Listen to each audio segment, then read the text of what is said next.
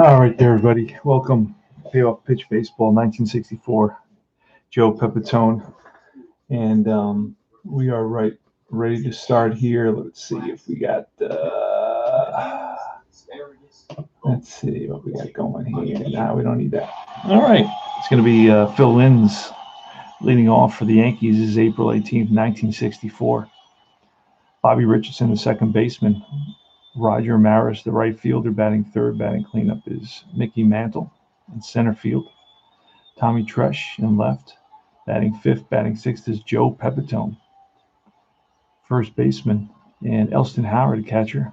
Batting seventh. Batting eighth is Clete Boyer, third baseman. And Al Downing, the lefty, who was 13-8 with a 3.47 ERA, pitched 244 innings. I love to hear that. I love when I see that pitchers pitched over 200 innings. It gives me a good feeling. Joe Pepitone won a couple of Gold Gloves. He's a C and a 3.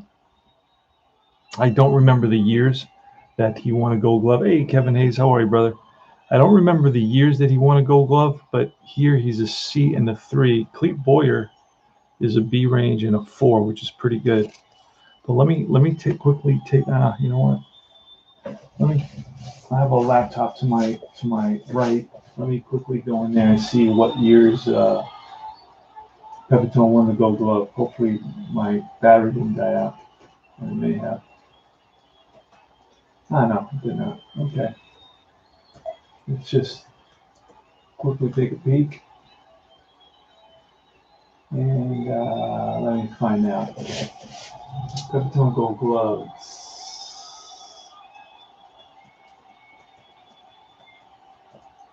Now I realize that, if you're going by stats,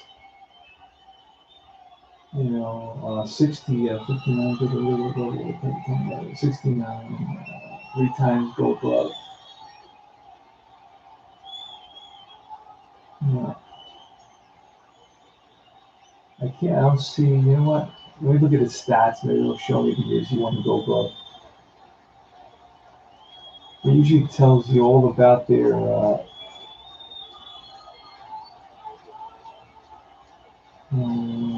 3-time Gold Glove winner. Let me click on that.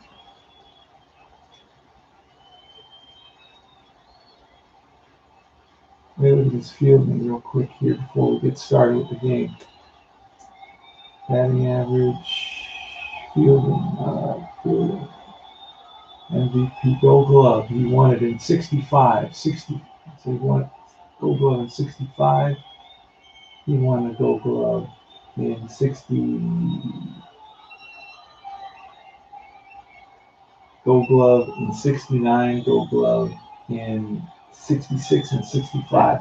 This is 64. So, all right, let's start it off. Elston Howard batting 7th. Clete Boyer 8th, and Al Downing. I went through that already. For Baltimore, we are at Baltimore at Memorial Stadium.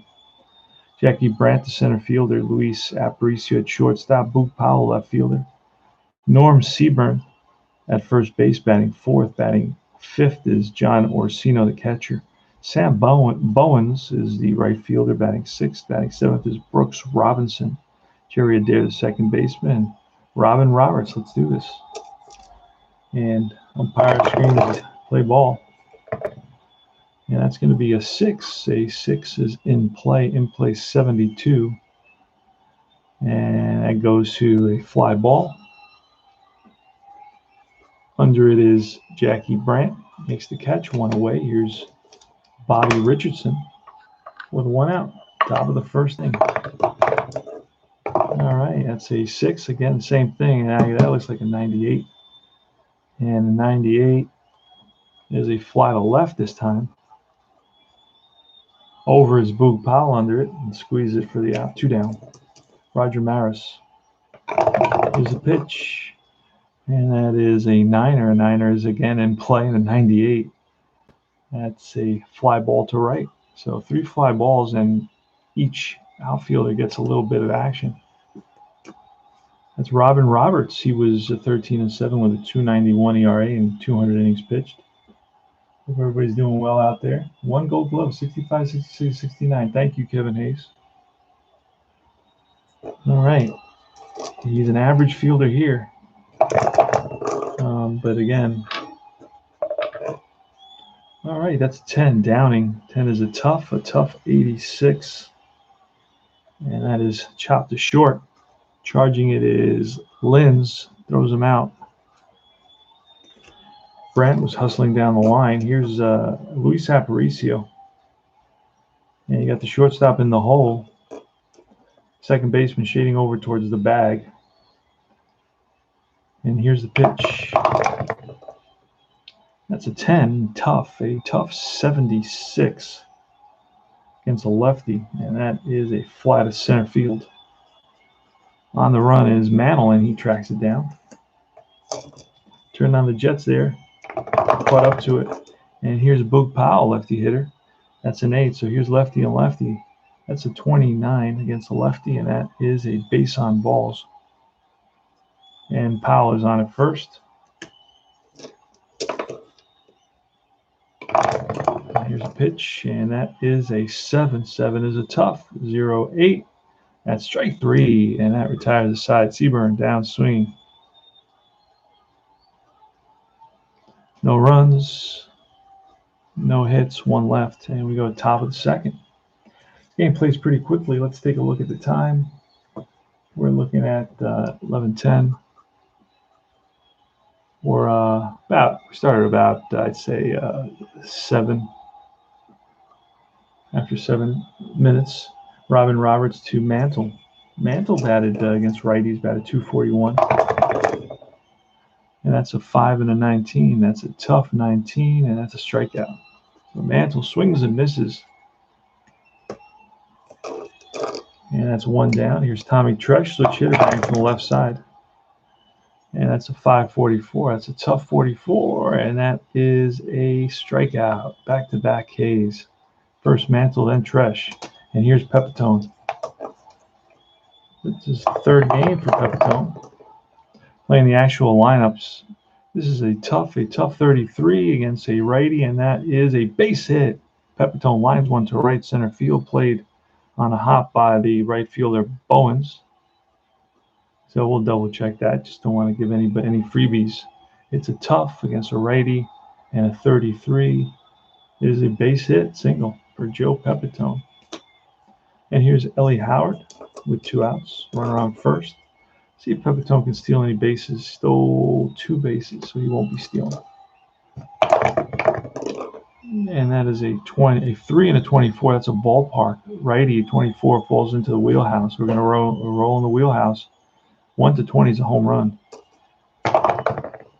And he swings and drives it 56. Hits it hard to third base. And that will retire the side. No runs, 1 hit. 1 left. And we go to the bottom of the second. Al Downing to John Orsino.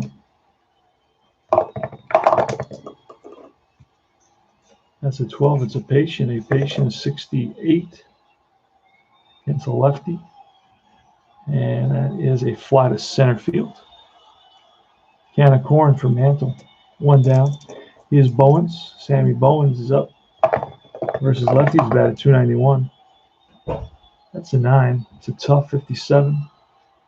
And that is just misses the hit range. That's a line drive, right field, but right there is Roger Maris, 2 down. Here's Brooks Robinson. Brooks Robinson versus lefties, 328. That's a 6. That's in play, 0-5. That's going to be driven in the gap. That's going to split the outfield, roll to the wall. Robinson into second base with a 2-out stand-up double. Runner in scoring position for Adair. And you know what? I don't think we didn't pull a pitching card for the 9. Let's see if I can find it. Here, I need a 9 pitcher hitting card.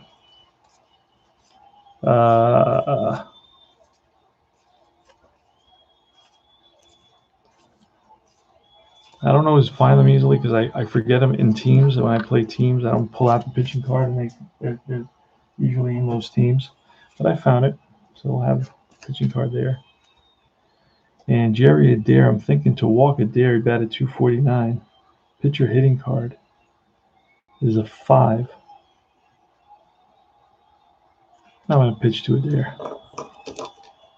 Goes down into it there, and that's going to be a 7. 7 is a tough 55, and that is a fly ball right field in the gap. After it is Maris, and he runs it down. That retires the side. No runs, 1 hit. Top of the 3rd. Now this game plays very, very quickly. Once you get into a good, nice rhythm and you feel comfortable with it, you can already kind of moves. It's a 30. It's an 8 is a patient at 34. Is going to be a line drive base hit center field for Clete Boyer. And we're going to have, now I usually don't bunt until the 5th. In this case, I'm going to bunt. And what kind of bunter is Downing? Downing is a D bunter. So we're basically just going to pull a card and look under the D. And that is a double play. So it's a little comebacker, bunts it right back to the pitcher. And Robin Roberts turns around, fires it to short, and back to first. It's a 1-6-3 double play. So that did not pay off. Excuse me, let me get some little water. 2 outs, nobody on.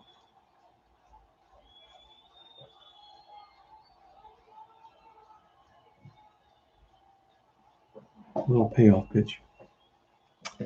Phil Linz versus righties, batted 226. Not much of a hitter. Not much of a fielder either. That's an 8. That's a patient 43 against a righty, and that is a little ground ball and through the left side for a base hit. 2-out single. Linz is on first, not a base stealer.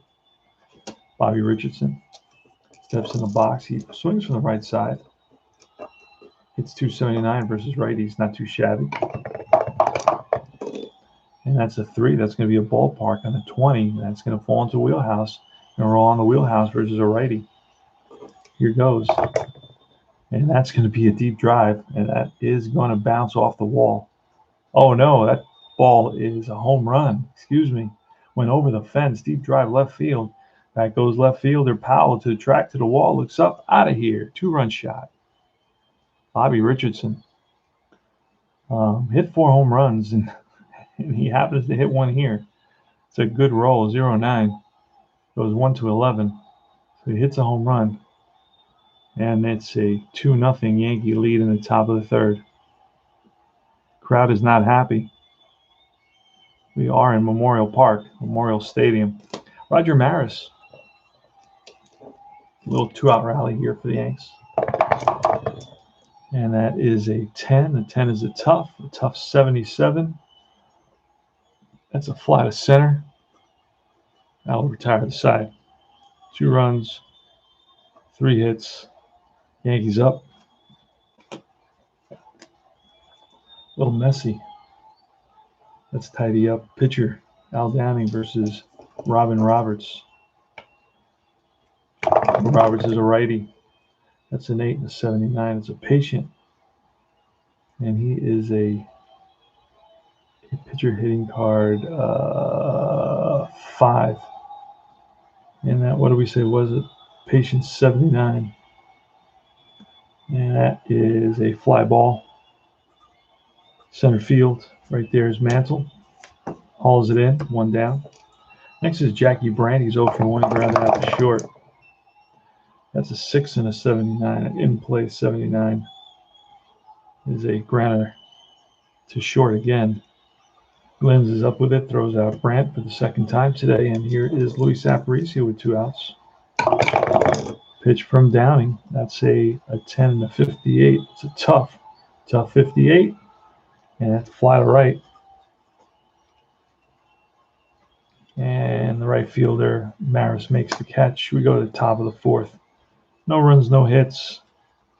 3 complete. We go to the top of the 4th. Roberts versus Mickey Mantle.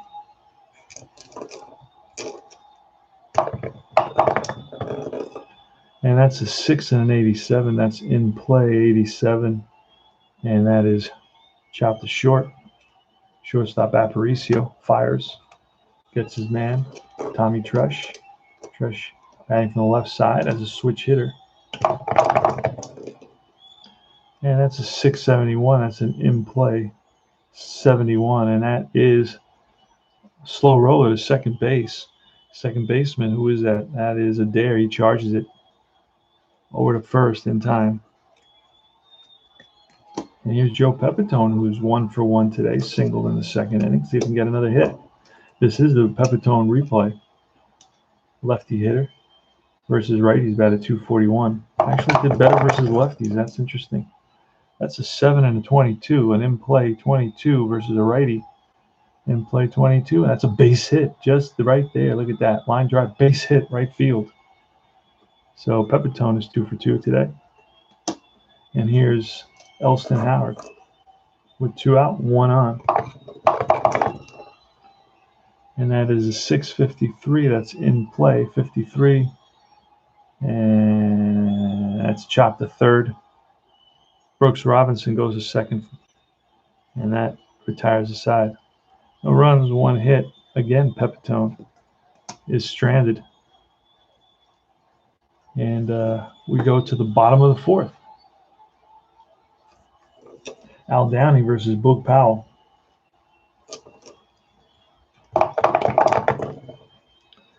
And that is an 11 and a 58. That's a defense. And we got a 58. And that is going to be a range left fielder. Our left fielder is Tommy Tresh. And Tresh in left field is a B range. He should catch that, and he does. Nice running catch by Tresh in left. 1 down. And here is Seaburn.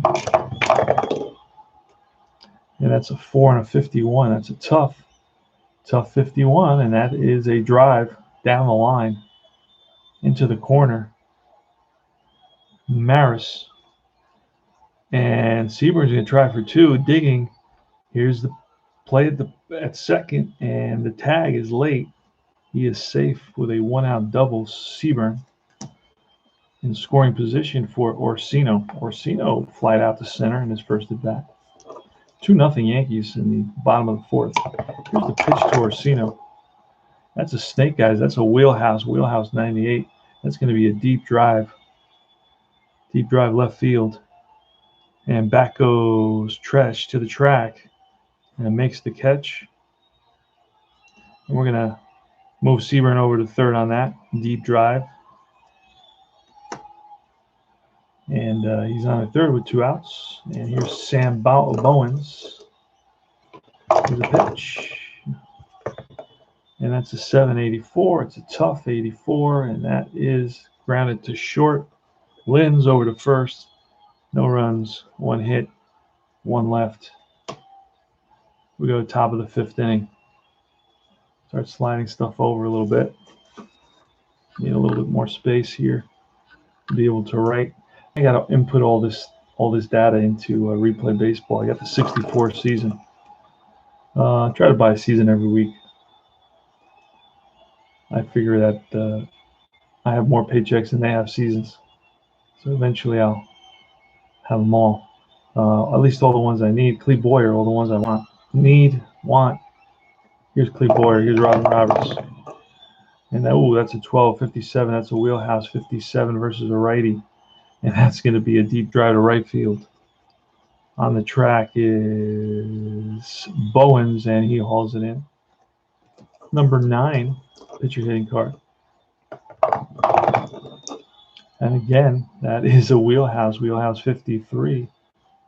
And that's going to be a fly ball to right. Back-to-back deep fly balls to the warning track.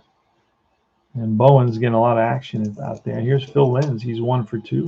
Scored a run. That's an 8, a patient 20. And that's ball 4. So Linz is on, and here's Bobby Richardson. He homered in the 3rd inning. And that's going to be a 7-26, and that's an in-play 26, and that's a base hit. And what will Linz do? He will go to third. First and third. Richardson's 2 for 3 today. And here's Roger Maris. Roger Maris bats from the left side. Robin Roberts checks the sign, sets and deals. And that's a 9. A 9's in play, and that's going to be a 22. That's going to be a base hit. And 1 run scores.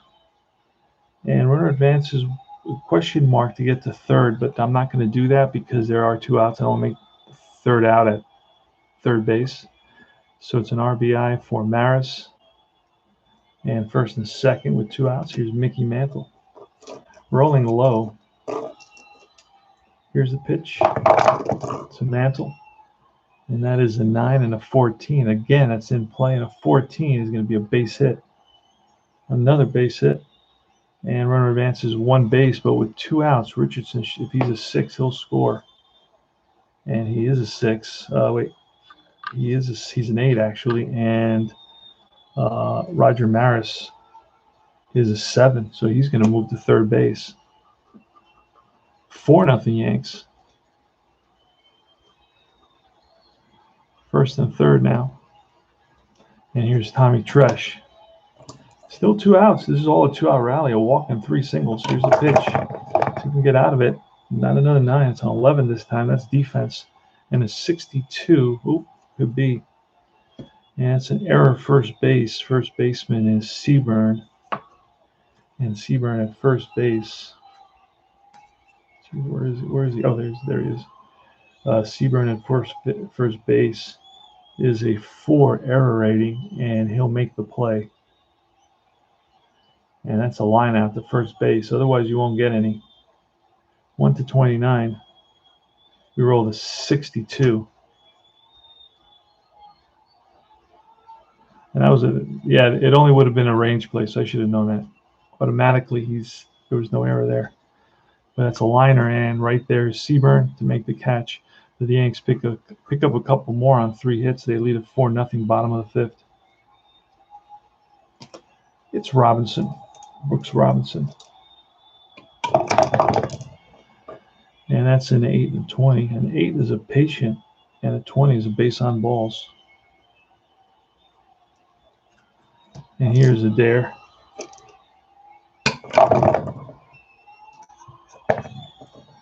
And that is a 7 and a 90. That's a tough. And a 90 is going to be grounded to short. Let's roll a second time for that double play. And a 6 will be yes. So it's, what did I say it was? I think it was a around the horn double play, 5-4-3. And here's the pitcher. Roberts is a 5. I'll let him bat with 2 outs. So 12, it's a patient 53. Patient 53, and that is a flat right. And that's Maris out there. Hauls it in, and that retires the side. And we go, no runs, no hits, none left. And we go to the top of the 6th inning. This is our game 3 of the season. We played 1 versus Boston. And then now this is the second one versus Baltimore. Got 1 more versus Baltimore. I got to put some stats in, so I don't have to put so many games in. That's a 6. That's an in-play 37. In-play 37, and that is chopped to first base. First baseman Seaburn is there. Steps on the bag ahead of Pepitone. So Pepitone was 2 for 2. Grounds one to first. That's 1 down. Next is Ellie Howard with an 11 and a 74. That's a defense. A 74 is going to be a ground ball to third. Robinson, steady hands, sure hands, makes the play. 2 down. And here is Cleve Boyer with a 6 and an 85. A 6 in play. 85. It's ripped to shortstop. Shortstop Aparicio throws him out. 3 up, 3 down. Bottom of the 6th. Al Downing to Jackie Brandt. Nobody's fatigued yet. I'm going to bring in those fatigue pitcher cards. They don't get fatigued till the 8th.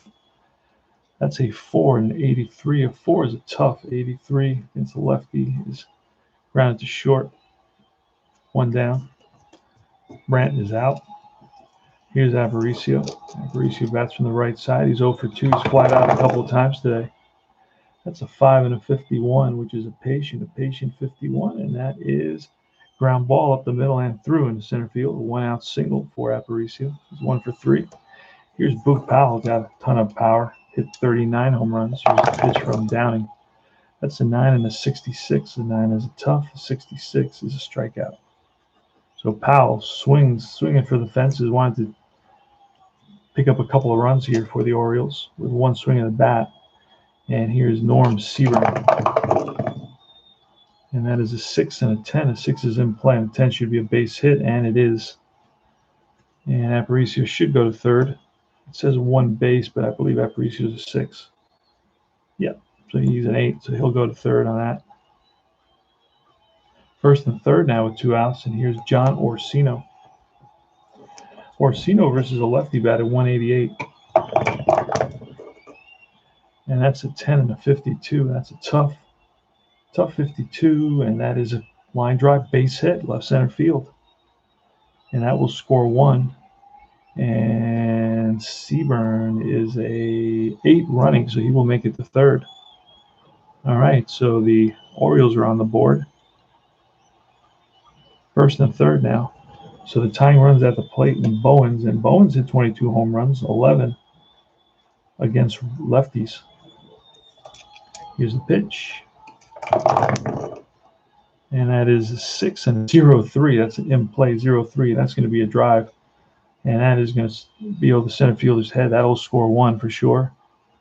And will it score 2? That's the question. They are going to know if he's a 6, he'll score. Who's that? Orsino, the catcher, is a 5, so they're going to hold him up. RBI double. And the tying runs are on base. Tying run is in second. And here's Brooks Robinson. So Al Downing, after basically 2 outs, is allowed 2 singles and a double. And the score is 4-2 now. Here's a pitch to Brooks Robinson, who has a chance here. A single will tie this game up. And that is a 10. A 10 is a tough 90. 96 won't do it. Tough 96 versus a lefty. That's a fly ball left field. On the run is Tresh, and he tracks it down to retire the side. But they pick up a couple of runs on 4 hits. And we go to the top of the 7th. Robin Roberts versus Downing.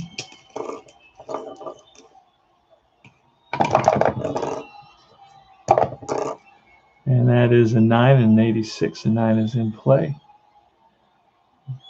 Downing is up, and I believe he's a 9. So in play 86 is an out. That's chop, high chopper to shortstop, who waits back and makes the play. 1 down. Here's Phil Lenz. There's 1 for 2 and a walk. That's a 5 and a 72. That's a tough 72. Is fly ball in the air to center.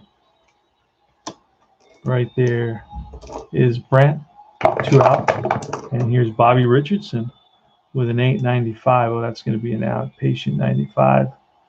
It's a fly to left for out number 3. 3 up, 3 down. Bottom of the 7th. 7th inning stretch. Hope everybody's doing well out there. Playing a little payoff pitch baseball. We got a pretty good game here. It's 4-2 here in the bottom of the 7th inning. It's Adair Roberts and Jackie Brandt. Let's do this. Hal Downing is still in there. He doesn't get tired until the 8th, and neither does Roberts. I checked that at the beginning. Here's the pitch, and that's a 3 and a 79. The 3 is a ballpark. A 79 is going to be in play. And an in-play 93 is going to be an out. Fly ball left. All right, and we're going with the pitcher. Yes, we are. Staying with him. and that is an 870, and 8 is a patient, and a patient 70 is going to be an out. It's going to be a fly ball center field, 2 out. I'll keep the pitchers in there as much as I can, unless it's getting ugly. But he had a 1-2. He actually retired 7 in a row. So 6 and an 83 is 6. That's an in play against the lefty. 83 is rounded to short, and that will retire the side. 3 up, 3 down. So both pitchers doing pretty well late in the game here, but they won't. 4-2. So basically, Robin Roberts will become fatigued in the 8th, and this is the 8th coming up. So we got to get him a fatigue card. And I go very, very light with pitchers who have fatigue cards. Like, I don't let them go really long or deep. But he had a less than 6, fewer than 6 strikeouts, and his ERA is 0. Okay, there it is. His fatigue card, I use that all the time. I have no problem with that. Here's Roger Maris leading off, top of the 8th inning, lefty. And that is a 4. A 4 is an in play 51 versus a righty. And that is granted to third. Third baseman Robinson throws out Maris, 1 down. Told you can play, you can go innings with the fatigue pitcher card and nothing happens. It's just really the luck. That's a tough 21. This should be a strikeout. And it is. Mantle swings and misses at a ball outside the strike zone. So Roberts is retired. How many is that? 9 in a row. And here's Tommy Tresh. And that is a 3 and a 31. 31 could be a wild pitch, but there's nobody on base. So a 3 is a patient, and a 31 should be a base on balls, and it is. I'll go one more. Here's Pepitone. Joe Pepitone with a runner on. He's 2 for 3 today. Here's a pitch to Pepitone. From the fatigue card, that's a 5. 5 is in play, 58. In play 58, and that's going to be a fly ball left center field. And over is Powell to make the catch. No runs, no hits, 1 left, a walk. And we go to the bottom of the 8th. The question is, hey, David, how are you, brother? Well, it's the bottom of the 8th inning, 4-2. It's all right. Pretty quick. Payoff pitch plays very fast. Once you get the rhythm to it, you can play it super, super fast. That's one of the nice things about it. There's a place for games that play a little faster, and there's a place for games that play a little slower. When I go to work in the morning, I don't want a game that takes me an hour to play. I'd rather have a game that takes me maybe half an hour to play. And you can easily play payoff pitch in half an hour, easily. Especially these old seasons where you don't make a lot of pitching changes. And I have a tendency to really kind of push the pitchers as much as possible. I'm like a Billy Martin in the 80s. All right, so it's going to be Downing. Downing's still in there, but he's not going to get a fatigue card, even though it's the 8th. And you guys can correct me if I'm wrong, because he's only allowed 2 runs. If he allows 3 runs, then he would get a fatigue card. So he's still using his regular card.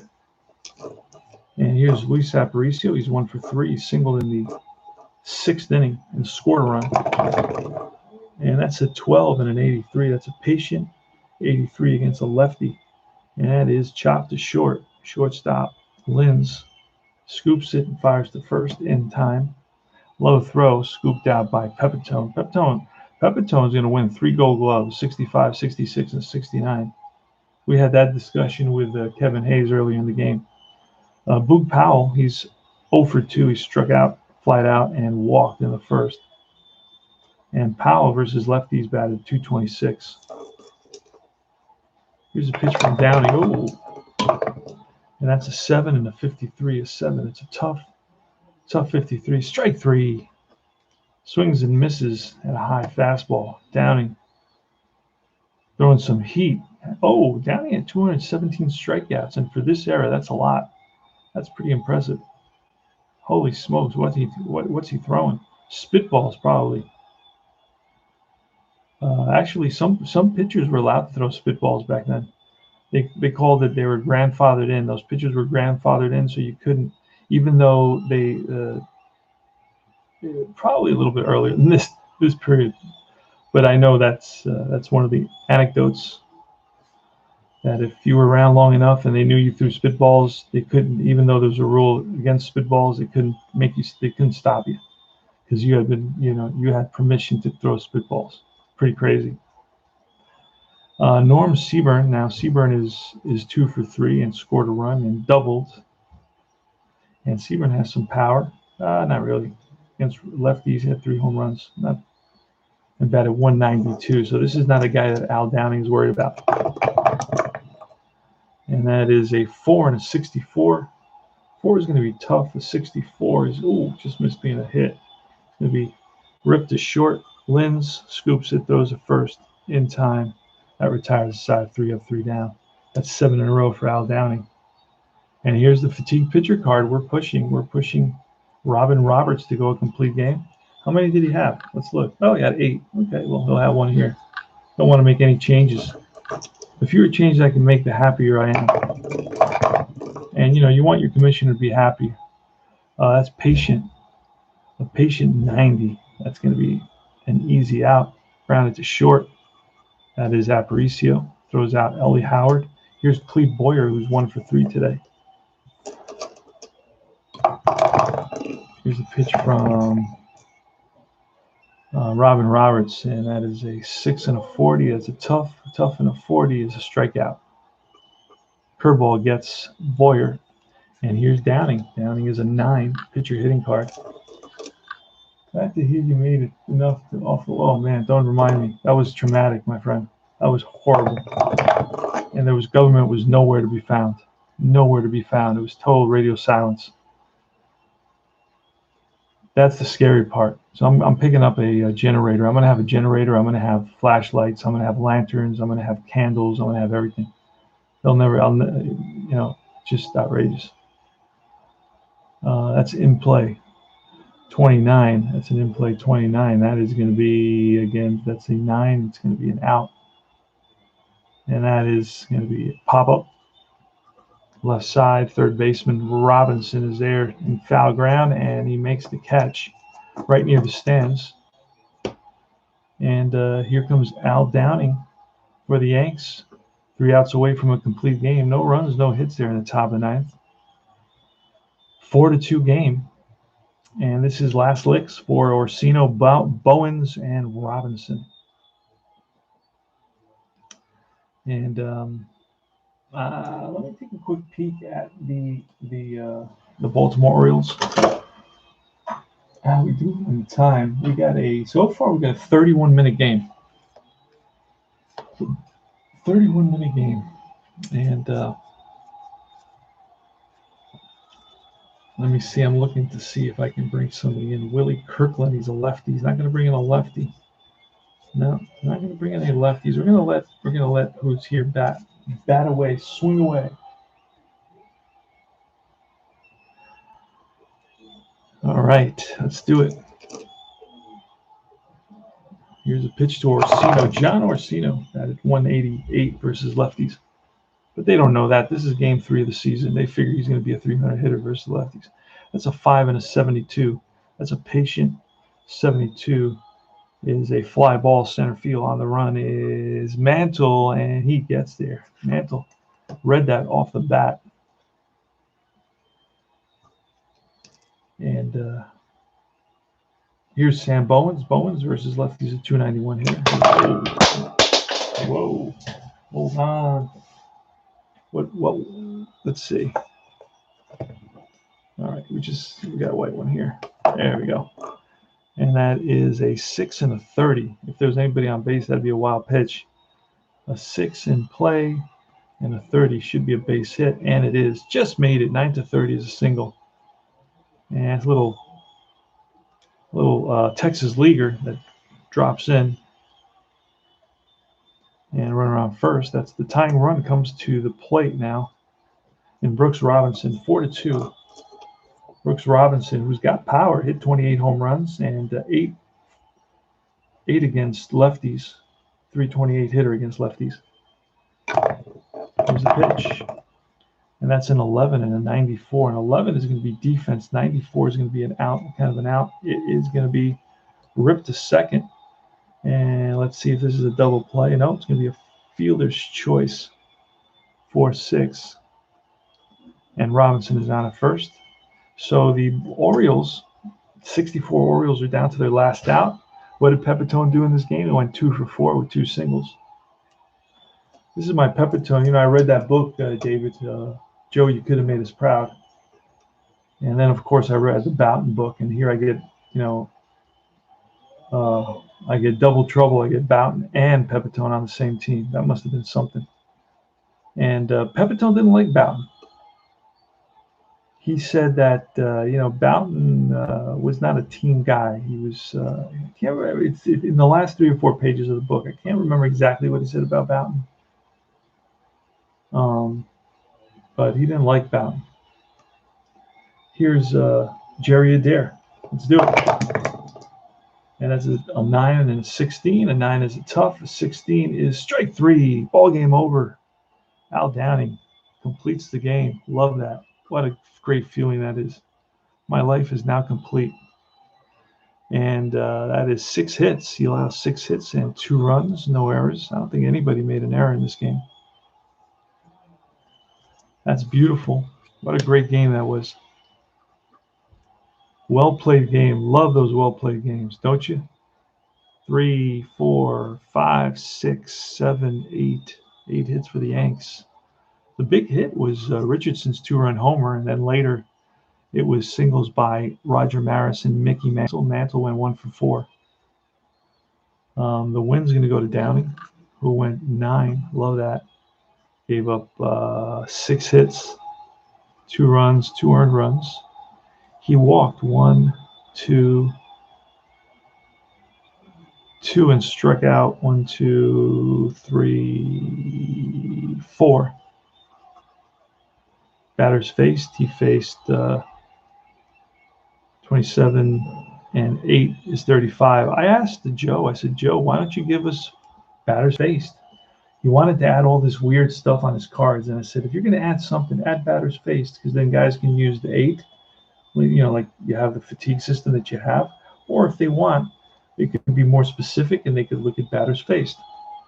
That would be not a bad thing to add. I'm sure, you know, because a lot of games do that. So guys are used to using batters faced. But, you know, crickets. But yet he was willing to fill up the whole card with the dates that he started playing with the team and the date that he ended. And most guys were like the first day of the year to the last day of the year. So what? So this whole line right here was filled up with the same information. And I said, why are you putting that? And it could be helpful, for example, for a guy that shows up late, or a guy that was injured for an extended period of time and doesn't start playing until the middle of June, or a guy that's traded. The old trade deadline was June 15th. So, you know, it would say June 15th till September 30th. So then you know, hey, you know, the guy that's in your packet, you're not going to start playing him until June 15th. That's the few times that it would be helpful. But you're doing it to every card. And, you know, and back then, you know, you didn't have a lot of trades going on. Maybe it would be more helpful today, right? If you did a 2019 season or 2018 or 2016 where there's so much movement of players. Anyway, I don't want to go off because I want to 11:47. I probably finished at 11. I'm going to say I finished at 11:42. So that's a 32-minute game. 32-minute game. Even we'll go crazy and say 33-minute game. So what can I tell you? You know, 4-2 game. I didn't have to really remove the pitchers. I didn't bring any pinch hitters. Those are the type of games that I tell guys they play fast, regardless of the system that you're using. Games like this are going to play very fast. But Payoff Pitch is one of the fastest playing games. The only game that I can play fast, probably Back to Basic and APA are the only 2 games I can play faster. And now with the on base, well, this is Payoff. in case guys watch this video and say, what game is he playing? He hasn't said anything. There it is. They can see it. Payoff pitch. Final score, 4-2. Yankees win. The Yankees win. Yes. Love it. Let's see. David. He made it through, I bet. I'm reading about the 1950 Detroit Lions right now. Prior to that, I read a book about the 1934-35 Tigers. I love those clean games, minimal pitching changes as well. Yeah. You and I have a lot in common there, David. Except you're a little more anal than I am. But all the other stuff we have in common. If I'm not mistaken, Joe's announced a revised pitcher fatigue system. Oh, really? Uh-huh. I didn't see that. Can you give us a little info, Richard, in terms of what that is? I mean, how the only thing else you can do is make, batters faced. I mean, there's nothing else. There's no magic to it. Now, deep drive baseball has a really cool system. If you guys don't know, the deep drive system, the deep drive is the most out of all the games. Deep drive system is the most unique, and I'll tell you what it is.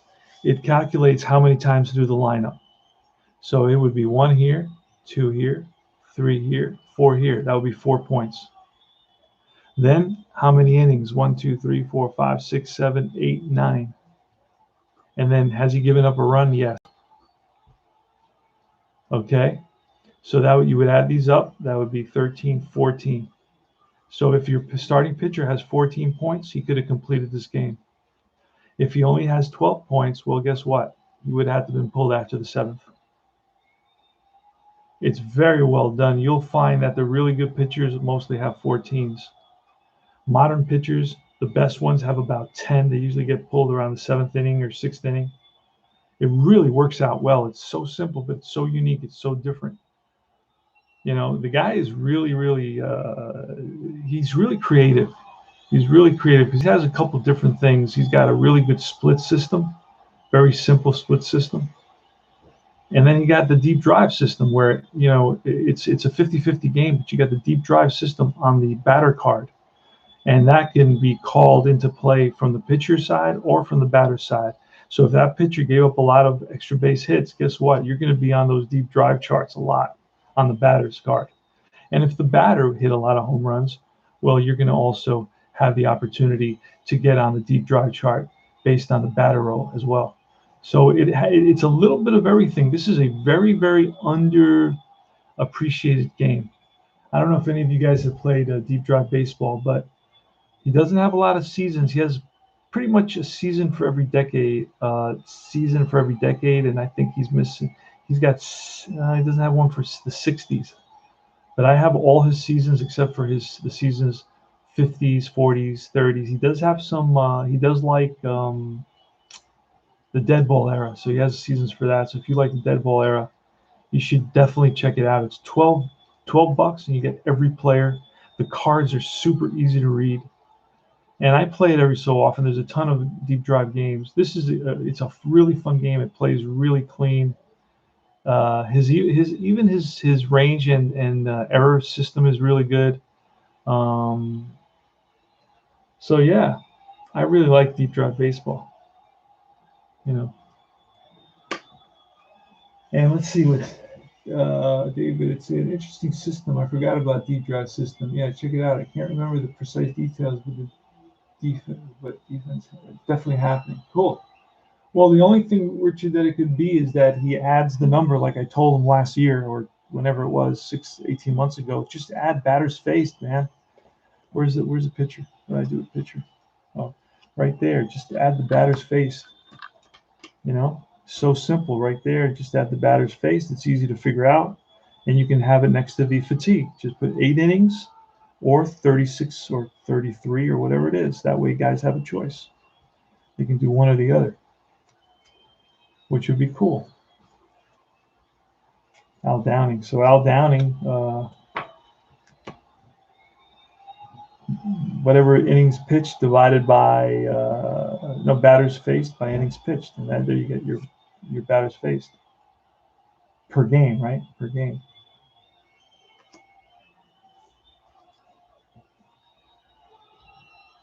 I think I have a 1913 started doing something with it. The fatigue pitcher card will be removed. Ah, there you go. All right. Guys may like that. Who knows? Guys, you could leave that. It's already on all the cards and just add right there. I would leave that. I don't really care for it. I don't mind it. I'm not a stickler about it. It doesn't really totally. It is kind of vague, but I really don't care. Usually in these older seasons, pitchers go pretty deep into games anyway, and then I'll just bring the fatigue pitcher card out. And once he gives up 2 hits, then I'll pull him, and that's how I play it.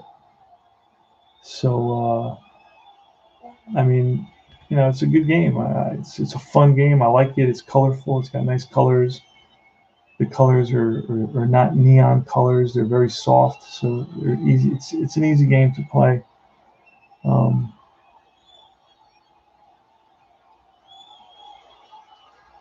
and a fatigue die will be added. What? A fatigue die? Oh, maybe you're gonna roll to see what his. Oh yeah, I think I saw somebody doing something like that a few years ago.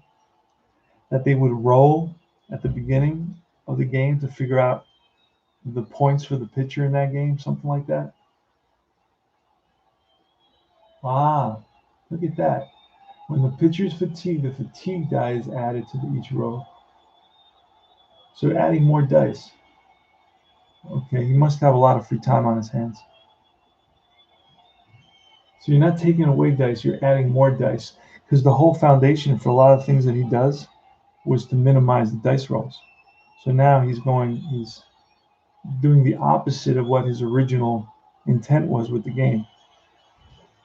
That's why when you roll on 30, you don't roll again, according to the rules, which doesn't make sense because 30 is like a wild pitch, and then you can never throw 2 wild pitches in a row, which is unrealistic, right? But you're supposed to use 30 and then roll again for the next batter. So you couldn't throw 2 wild pitches with the same batter at the plate. And the reason for that was to minimize the rolls. And there's another thing. I think in the double play, you're not supposed to re-roll either. You're supposed to read the last roll, so you don't have to re-roll. But lately I've been re-rolling. I'm going to probably stop doing it. Whenever patient or tough is rolled, refer to the fatigue die to determine which quality to check. Oh yeah, I don't feel that I'm going to like that already, because that makes me I have to now remember that, when I roll tough or patient and tough, now I got to check something else. I like it when like I roll something and the card will tell me, okay, check this or check that or go here, go there. I don't like to have to memorize things. All right, simply because I don't want to put that added pressure. I want to be lost in my thoughts and in my imagination. I don't want to be saying, if I roll this, I got to do that. If 30, I already got used to. I hated 30, and for a long time I couldn't remember I wouldn't remember it was a wild pitch. It took me a long time to be thinking about it. So the fact that, okay, now if I just roll the patient, if I'm really into the game and I roll patient, now I got to say, oh wait, do I have to throw another die? Do I have to check and see what that is? I'm not crazy about those type of rules. It's just more work for me, and and you know me, I'm a stickler for don't give me more work. Okay, I don't want to do a lot of work, and I know David knows this about me. That's why I like Fall Classic so much. And Fall Classic does the work for you. It simplifies everything where with one roll you have the result. You don't have to do a lot of calculations. I don't like a lot of calculations in my game. I don't want to work for the designer. I want the designer to work for me, and I want him to figure everything out. And I just play, and it flows, and I have all the great plays in baseball without having to calculate everything and add and subtract and then look at charts and all that. I like chartless baseball because I have a good imagination, and I don't need to roll for every little thing, to visualize it happening in front of me. Simple way to do fatigue with payoff pitch would be to say pitcher's fatigue 6 to 8 is rolled. Let the batter decide what batter chart to use. Yeah, that's true. That would be easier. But I have no problem with the fatigue pitcher card. I'm going to still use that system, but if he's going to take that away, then I guess I'm going to be stuck. Because I got no problem with a fatigue pitcher card. I just bring it out. If he's given up 3 runs or more, I bring it out and I use it until he gives up 2 hits, and that's it. And I've replayed whole seasons, and my stats came out good. My pitcher was not way off in terms of his innings pitched. It was not perfect, but he wasn't off by 100. You know, he wasn't off by 70 innings. He was off by the most, I think, was 20, and that's because I don't know what happened to me. I goofed on that. The result will be either an original result, patient or tough, or wheelhouse or in play. Whenever patient and tough is rolled, refer to the fatigue die to determine which quality to check. So why doesn't the fatigue die, tell you wheelhouse or in play? And he just he has a custom made die that says W or IP. And that would show you once it's fatigued and you roll patient or tough, then the die would already be showing you its wheelhouse or in play. And you would get that custom die and you charge another couple of dollars. The game is well worth another couple of dollars. I just bought a card set for like $40 or something ridiculous. Don't let him hear that though. But he's not listening. He better not be listening. Better not be stalking me. But I don't want him to hear that.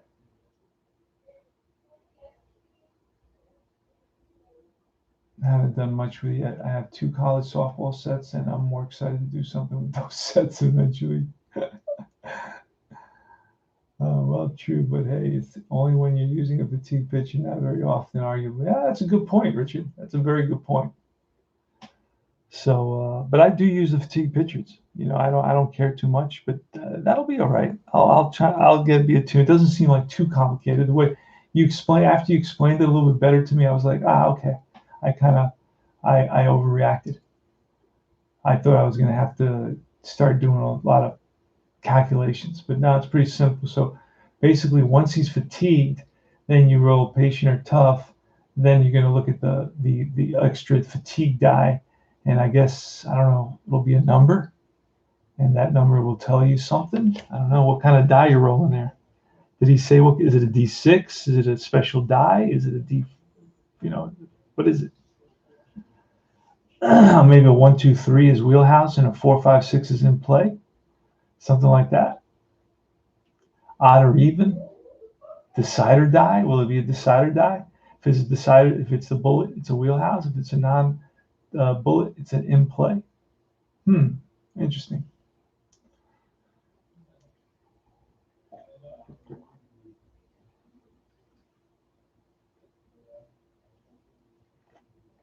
Oh well. That's the good information, guys.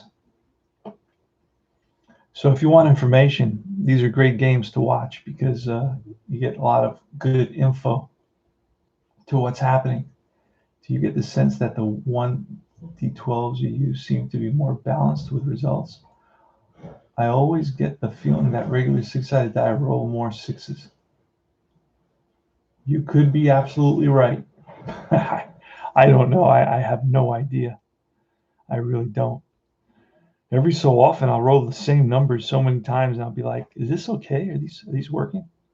The other day, I rolled in one of my fall classic games. I rolled a 41, then a 42, then a 41, and something else, then a 42.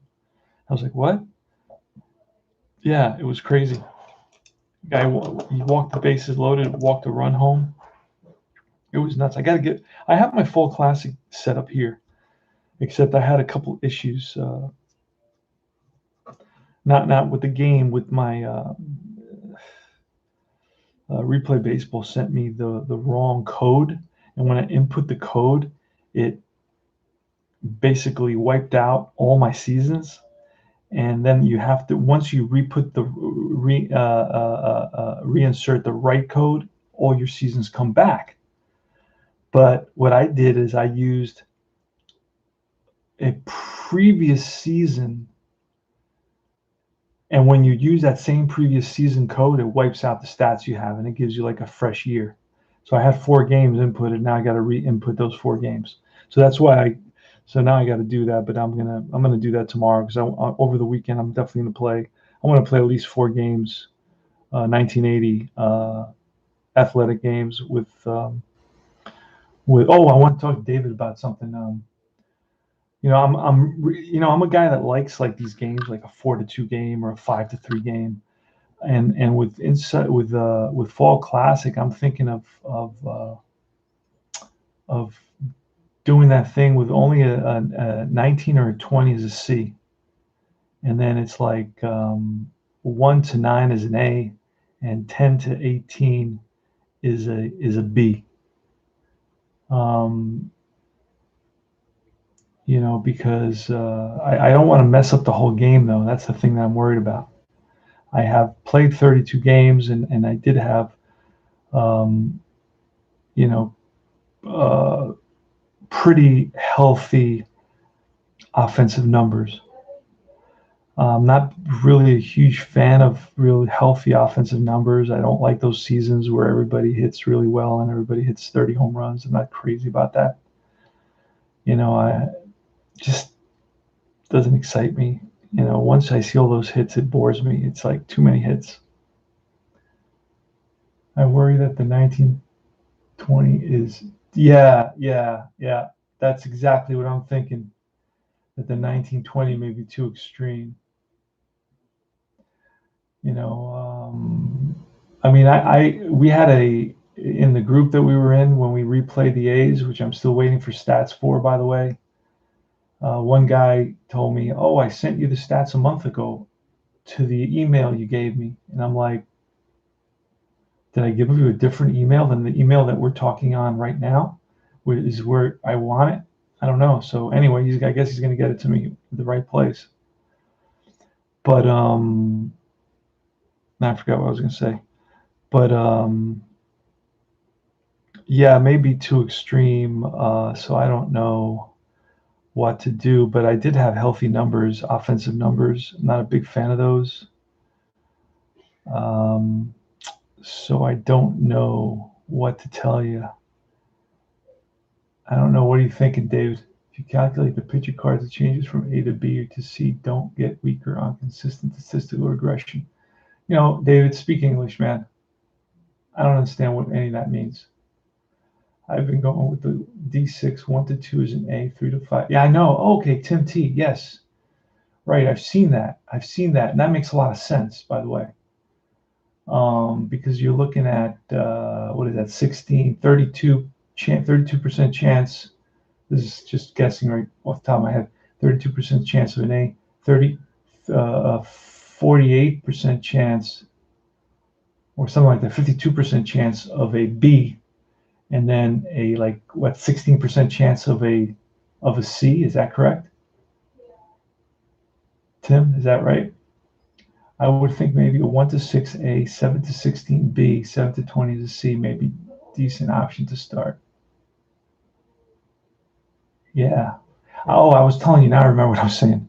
We have a guy in one of our in our group that replayed at least 5 seasons, and he showed me all the stats, all the details on the seasons, and the offense was pretty close. I mean, it was between 6 and 12 points. The team batting average was 6 to 12 points higher than the actual team batting average, which is not way off. I mean, we're not talking about a 270 team hitting, 300. We're talking about a 270 team hitting 278. And I'm telling you why. It's all those extra numbers: the ballpark card, the 31, the 26, the 25, the numbers, the 40 number, or not the 30 numbers that are always hits as well. Those are the things that drive up the averages. I think the cards are calculated right. I just don't know if that aspect of it is calculated right. But he's a good math guy, so he knows more than I do. So I'm not going to be able to argue with him. You guys find inside pitch more? I don't know. Inside pitch more. Uh, I don't know. More satisfying payoff pitch because I'm really digging payoff pitch. Don't feel I'm missing anything with payoff pitch, and I do like visualizing the other pitches. Richard, payoff pitch is a nice game. That's all I can tell you. Inside pitch is a totally different beast. I would not, that's like, to be honest with you, it's apples and oranges. You're talking about apples and oranges. I can't, you can't compare certain games. Inside pitch is a totally different beast. You know, it looks to play in a different, the mechanics are different. The engine is different. The way it resolves range and everything is totally different. It's just the whole different animal. So I would say, hey, listen, I would say that inside pitch a good game, a fun game, but not absolute in terms of its results. No game is. So I'm not even talking to you about that. I don't even care about that at this point. I'm just talking about playability. Inside pitch is, the more you play it, it becomes second nature, like anything, right? But it does have more layers that you got to get through. It's like a little bit of a cobweb. The cobweb, when you kind of run into a cobweb and you kind of try to get it off you and it's sticking on something else, and then you try to get it off of you there and it's sticking on something else. That it's a little bit of a cobweb. I'm having decent realism so far with only a handful of games using D6. Yeah, I know. You've played like a series, right? Tim T, you played about a series. I've said that before, but I think the pitcher card should be tad stronger. Either that or the range error ratings should be better. Which game are you talking about, David? Because we're talking about like 3 different games here. I know I've said this before, but I think the pitcher cards should be tad stronger. Oh, you're talking about Fall Classic. Yeah. When you say the pitcher card should be a tad stronger, well, we can make them stronger by just adjusting the system, right? Adjusting the bullpen session. And that would be the solution. But, I don't really truly mind doing it because I don't like high scoring games. It doesn't get me excited to see a 15-14 game. I don't really care for it. So I don't know. Ultimately, we'll keep on playing it. We'll keep on finding out more and more about it. It's just not that. Yeah, I got a lot more to say about IP. IP is a good game. It's a fun game. I play in a league, an IP league, so I got no, nothing negative to say about IP. It's a good game. It is, like I said, it's got more layers to get through to get to a result. And people say, well, that creates drama. And okay, I accept that. Creates drama. But you are doing more work for that drama, right? You're doing extra rolls, you're doing extra calculations. Some things are a little bit user unfriendly. Like I feel that the ground ball to third base with runners on first and second to recreate a third baseman stepping on a bag and throwing it first, that you don't have to calculate that whole thing out. That should just be somewhere. First and second, okay, you roll. He should have put that in the rare play chart. Problem solved. Don't make me calculate the bunt, the bunting system and the infield in system. It affects the range, and you got to remember that it's a -1 or it's a -2. That's a whole nother convoluted thing that is just, again, if you play it all the time, then it becomes second nature. But why do I got to play games so many times to have all this stuff memorized? But bunting is not your friend. I'm sorry.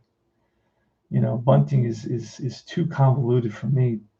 I don't want to do all that for a bunt. Only 3 things happen in a bunt: a fielder's choice, a strikeout, or a good bunt. So why do I want to do 12 calculations for that? I don't want to figure out where the infield is, figure out who the ball's hit to, figure out where the infield is, it's just way too many things for that, in my opinion. It's all my opinion, but that's what counts. That's what gets riles up some guys. I'm opinionated, and they get riled up over it. But that's the nature of the beast. Some guys are going to get like that, but I'm not going to change so I don't offend anybody. I don't mean to offend people, but what can I say? What can I tell you? I'm going to try a project using 24D on the range checks for Fall Classic. You have a 24D that exists? What is that? 24D would be 4D6. So you're going to throw 4D6. I made a hilarious video on dice last week with inside pitch. I threw like 10 dice as a joke. I think I don't know if people took it seriously. No, it's a 124 die. Too many calculations. Some calculations are okay. I feel in some areas sometimes it goes overboard. Now, if you try to play the 2020 season, oh baby, you're in for a ride. That's a roller coaster. And I'll tell you why, because half the pitchers can only go to face 3 batters. So it's like 3 batters and you pull a pitcher, 3 batters, you pull a pitcher, 3 batters. So every game has 6 pitchers on each team. Then you got to do the lefty-righty splits, pinch hitters, because that's a must in a modern game. Then every other pitcher's got a 7 ERA, so it's like an automatic home run check. Then half of them is range checks, and the other half are error checks. So you're checking range, you're checking errors, you're checking for home runs, you're checking. One game literally took me 2.5 hours. It had 12 pitchers, it had 6 pinch hitters, it had 25 hits, it had 14 runs. It literally took me 2.5 hours. So I was going to actually put I printed out about 6 teams for 2020 season, and I had such a horrible time that I just put them away, and I said, well, I'm going to dump this in my fire pit.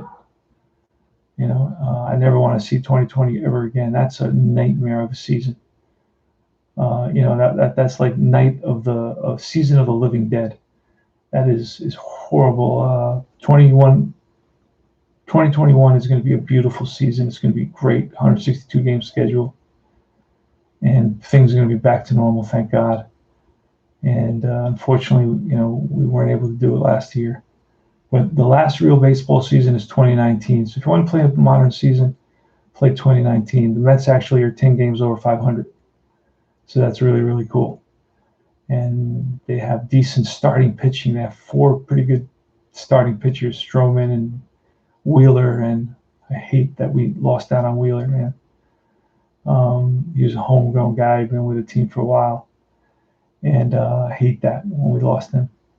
Well, we got Wheeler, DeGrom, Syndergaard, and Matz was pretty good. And then you got Stroman in 2019. So you had a really good team. And then, of course, you had a decent offense. So that's a good Mets team. Guys, I got to go. I'm getting a little bit tired, 12:20. Thanks for stopping by. Thanks for all the information. I bought IP before I got deep dry. Played ball, baseball, and Fall Classic this summer. I was giving it a whirl. And then I got the other games, and I just played those instead. Yeah, that's it, David. All the other games are a little bit easier, so they're easier to play. And I still remember I'm an Apple guy, so I still love Apple. Every week I have to play at least 1 or 2 games with Apple every week. And that's like the simplest, most straightforward game. 1 roll, result, 1 roll, result, 1 roll, result, 1 roll, result, game over. And you had a good time. And that's how I was raised. So, and then Strat, I played a bunch of Strat games last week, but I'm not going to go into Strat because Strat's, it's old school system. Those are the games we grew up on, so I still play them. That's why I have my Blast from the Past program on my channel.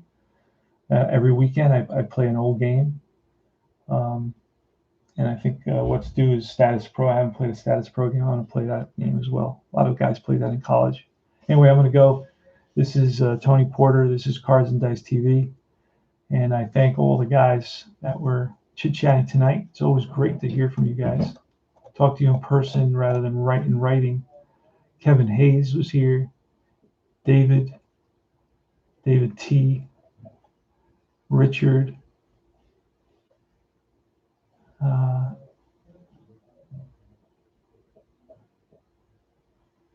Tim T.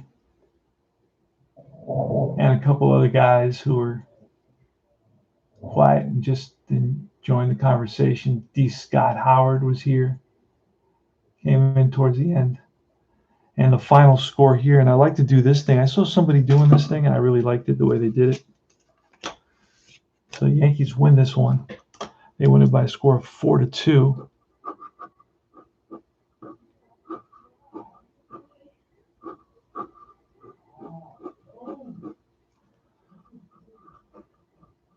And I like that because you know that way I can quickly see what the score is. It's right in my face.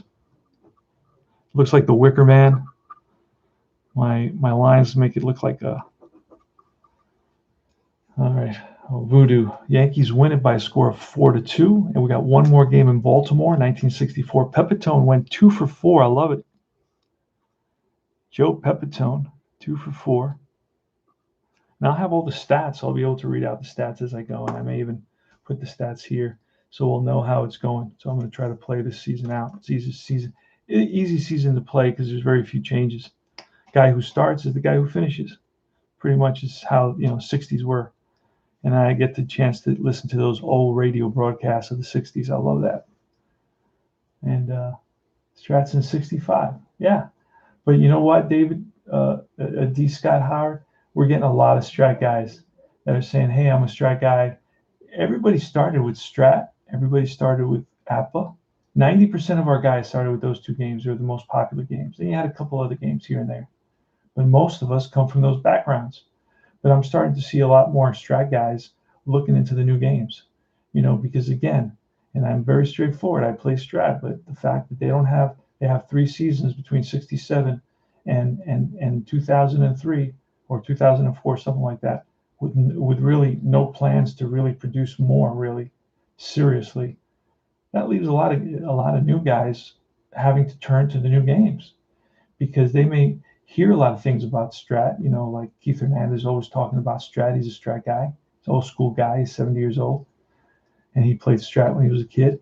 So you'll hear about Strat, and guys turn to Strat. But hey, I can't buy any of my seasons, and then I say, well, I want the 77 season. That's my favorite season.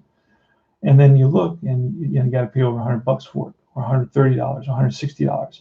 Or I want to get the 76 season. Oh, that's $350. What? And then you get 20 cards. What am I going to do with 20 cards? That's good for leagues because you only want the real, starters. But Strat has really dropped the ball big time. The bizarre is you're being very gentle and very kind with the word bizarre. All right, I would just that's not the word I would use.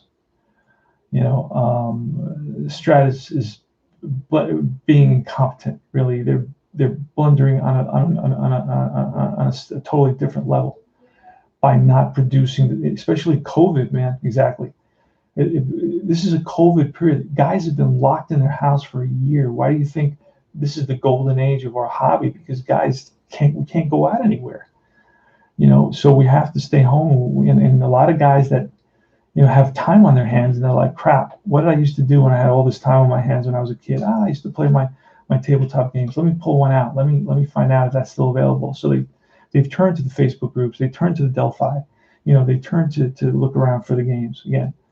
So a lot of guys, but that's why do you think Stratomax sold out on all their seasons? Because all these guys returned, And all they said, well, all they have left is 2015 and 2016. Oh, I'll buy those. Okay, so now they don't have those. And they bought out all the 70s. 71 was sold out. 69 was sold out. 68 was sold out. 67 was sold out. They sold out everything. They got 80, 82, and now they got 72. That's it.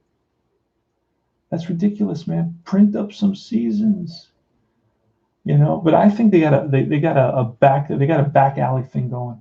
I think they're the ones who sell all those seasons on eBay.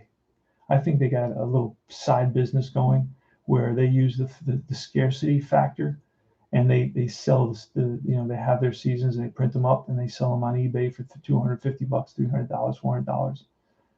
And there's something going on there. I don't know. It just doesn't make any sense for me. Why are you gonna have a store with no inventory? It just doesn't make sense. Let guys buy your stuff. New guys come into the hobby. They'll play strat, but you have to have the seasons that they want. They want the 80s, they want the 70s, they want the late 60s, because we're all pretty much in the same age group, between 50 and 70, and those are the seasons: the 60s, the 70s, and the 80s. If you're 50, you're basically an 80s guy. If you're 60, you're probably a 70s guy, and if you're 70, you're probably a 60s guy. And that's pretty much how it is for all of us. That's our demographic. So when you're not producing all those seasons, well, we'll turn to Fall Classic, we'll turn to Inside Pitch, we'll turn to Payoff Pitch, we'll turn to all these different games that have those seasons and the story. You lost this, you didn't lose it as a customer. We're still there. We'll still buy something from you. But you're losing out on all the guys that want to buy all those seasons and play them, and they can't. And anyway, that's it, guys. Have a great night. Tony Porter, Cards and Dice. I will see you tomorrow with something happening. I don't know what's going to be going on, but we got a few different things going on. Have a great night.